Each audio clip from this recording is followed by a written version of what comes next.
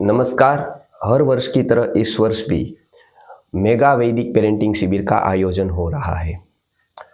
आपको पता ही है कि हर वर्ष हम ग्रीष्म में वैदिक पेरेंटिंग शिविर का आयोजन करते हैं जो 3 से 4 दिन की होती है। वो 3 से 4 दिन के बच्चों की परवरिश के सारे जो पॉइंट्स है वैदिक पेरेंटिंग के वो हम लेते हैं।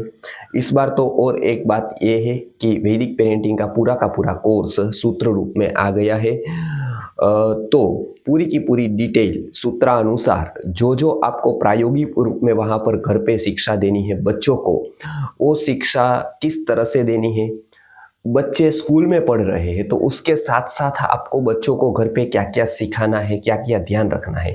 मोबाइल, टीवी और भी जितने भी गैजेट्स है उसकी आदत को छुड़वाने के लिए आपको क्या स्टेप्स लेने हैं साइकोलॉजिकली, वो सारी बातें हम इस शिविर में सिखाने वाले हैं। आप ये बात याद रखें, आपको जो प्रायोगिक रूप में करने के लिए जो माहिती चाहिए, जो नॉलेज चाहिए, वो सारा नॉलेज इस शिविर में मिलने वाला है। वर्ष में केवल एक बार ये शिविर का आयोजन होता है। इस बार 2024 में ये आयोजन अहमदाबाद में हो रहा है, तो आप अवश्य ये शिविर में आने का प्रयत्न करें।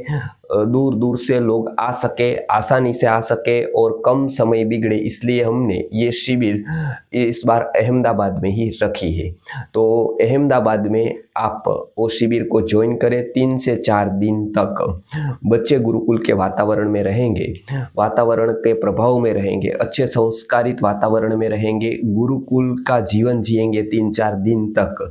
तो पूर्ण रूप से तो ना सही, किंतु एक बीज तो उसमें चला जाएगा और ये एक बीज हमने डाल दिया तो एक संभावना बन जाएगी उसको अच्छे नागरिक की, संस्कारी नागरिक की और गुरुकुल के संस्कारों से संस्कारित होने की। तो इस बार इसके साथ साथ बच्चों के संस्करण के लिए साइकोलॉजिकली सबकॉन्शियस माइंड में हम क्या क्या उसको डाल सकते हैं, स्टोरी टेलिंग कैसे कर सकते हैं, हम उसका महत्व समझकर बच्चों को बुरी आदत से कैसे छुड़वा सकते हैं, हम घर पर इसको कैसे प्रशिक्षित कर सकते हैं। और हाँ, आप यदि कोई गुरुकुल में टीचर है या स्कूल में टीचर है तो आप अपनी जो क्षमता है, अपनी जो पढ़ाने की क्षमता है, वो एक आचार्य का लक्षण है, वो कैसे आप उसको बढ़ा सकते हैं, स्टोरी टेलिंग कैसे कर सकते हैं और खास करके आप अपनी क्षमता को विकसित कैसे कर सकते हैं, बच्चों की क्षमता को भी विकसित कैसे कर सकते हैं, कितने आयामों में हम बच्चों का पंचकोशीय विकास कर सकते हैं। तो बहुत सारी माहिती, बहुत सारी बातें, बहुत सारे प्रैक्टिकल वहाँ पर होने वाले हैं। संस्कृति आर्य गुरुकुलम की टीम वहाँ पर होगी।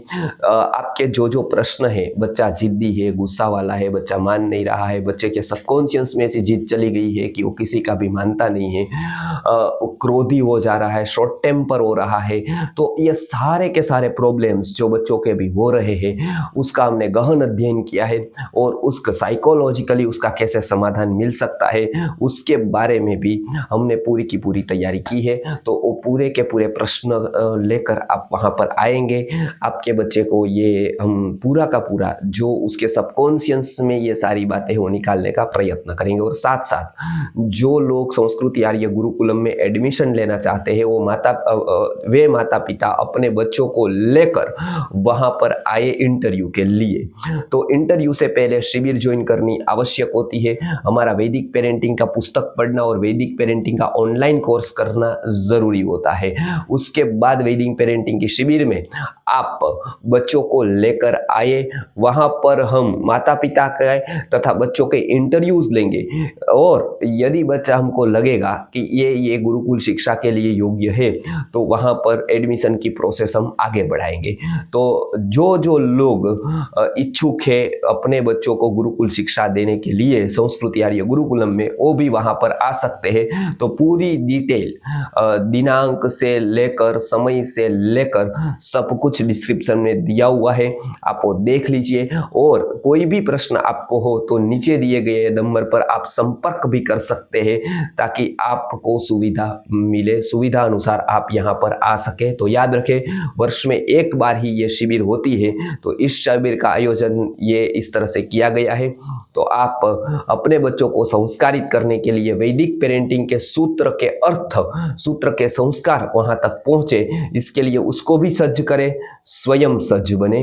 इतना कहकर इस शिविर के आयोजन में आप पूरा का पूरा सहयोग दें और लोगों को भी जोड़ने का प्रयत्न करें, ताकि ज़्यादा से ज़्यादा लोगों तक पूज्य गुरु जी का ये वैदिक पेरेंटिंग का जो संकल्प है वो हम पूरा कर सके। नमस्कार, जय धन्वंतरी।